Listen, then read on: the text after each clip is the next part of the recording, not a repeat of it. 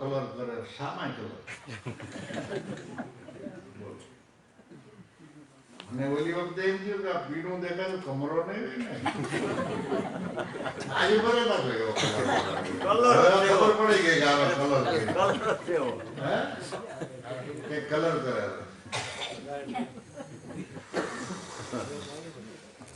પાણી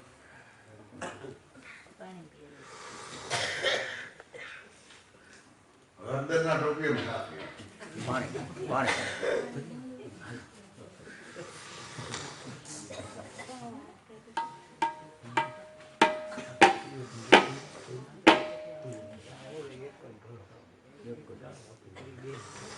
શાંતિ બાપા ઘણું એમ કરે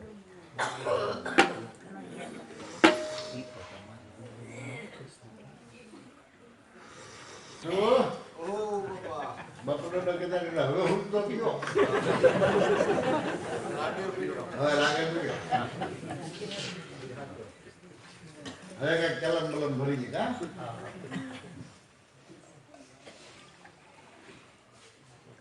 કેમણા ગયા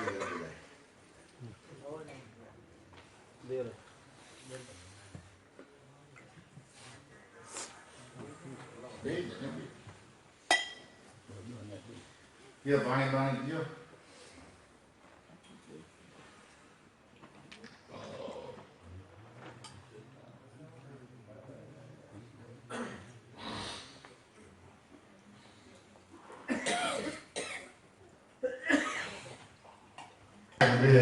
હમા મેળવે આપણે કઈ દાદા ભજન આવડી જાય ને પછી સમજાય જાય કે આપણે કઈ જરૂર નથી આ તો વાત થાય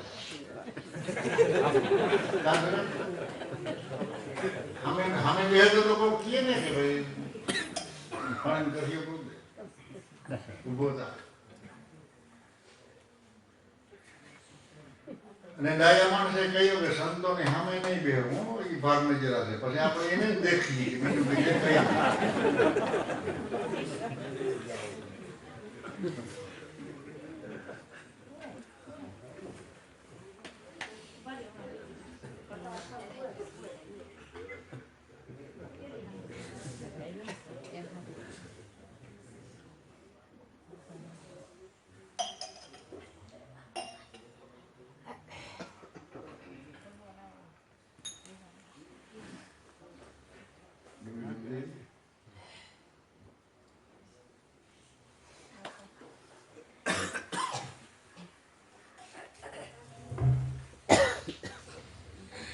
અત્યારે તો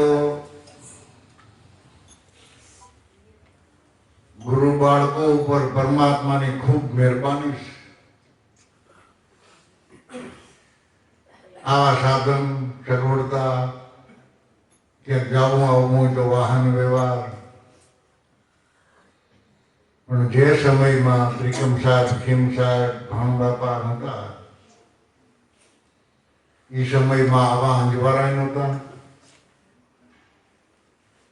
આવી ખાવા પીવાની આઈટમ નહોતી, આ પાઉંભાજી નહોતી થતી.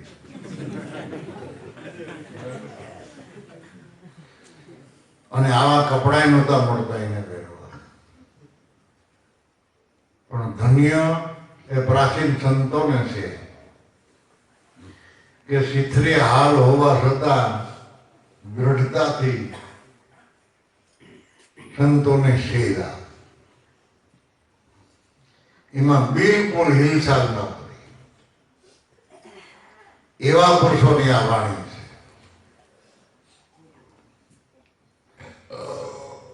ભાણ ફોજ કહેવાતી તો ભાણ બાપાની પેલા હતા ને, ભાણ બાપાના ગુરુ સષ્ટમ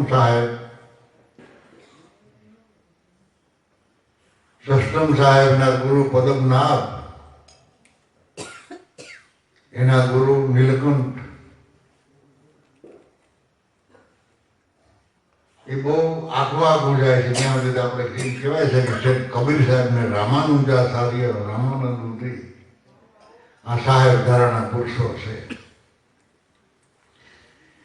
એમાં જે ગુરુના ચરણમાં પીડ્યા રહ્યા એ ચારે ચાર યુગના સંતોએ હજી અત્યાર સુધીમાં કઈ પણ ભેળસેળ કરી નથી. કર્મને કઈ બહુ વિકસાયું નથી. નકર સત્સંગ,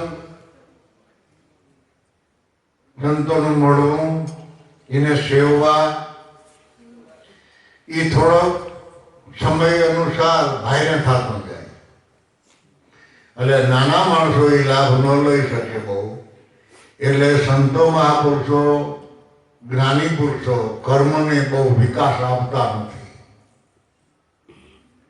ઊંડે ઊંડે જો તપાસ કરો તો સદગુરુની દ્રષ્ટિ અને એના સ્વરૂપમાંથી બે સ્વરૂપના પ્રગટ થયા. એક ભગવાનનું સ્વરૂપ અને એક ભગતનું સ્વરૂપ. ભગતને ભક્તિ વાળી અને સદગુરુનું ધ્યાન સ્વરૂપ વાળું.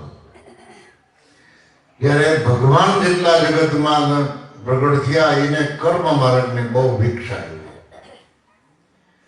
તો એ કર્મ માર્ગ અમુક ટાઈમે સાધકને ભાઈને થઈ પડે છે. એ વહીવટ હાંસવવો અઘરો છે. જો સુદામાએ ભક્તિ કરી, કૃષ્ણ ભગવાને કર્મને વિકસાવી, બે એક જ ગુરુના બાળક. તો લૌકિક દ્રષ્ટિમાં એમ થાય કે કૃષ્ણ ભગવાનની ભક્તિ જરાક ઊંચી અને સુદામાની ભક્તિ જરાક નબળી. પણ એ વિકાસ ને માનતા જ નહોતા. એને ભજન સિવાય બીજી કઈ જરૂર નહોતી. તો એવું ચારે ચાર યુગ થયા આ જગતમાં. અનુભવો જો તો આપણને દેખાય કે જેટલા જેટલા વિકાસ મોટા મોટા થાય એમાં અમુક ટાઈમે પણ અડચણ ઊભી થાય એવી સંતોની વાખણી છે. કારણ કે જગતનો વહીવટ, દેશનો વહીવટ એ રાજકીય રીતે હાલતો હોય, આપણી રીતે ન હાલે.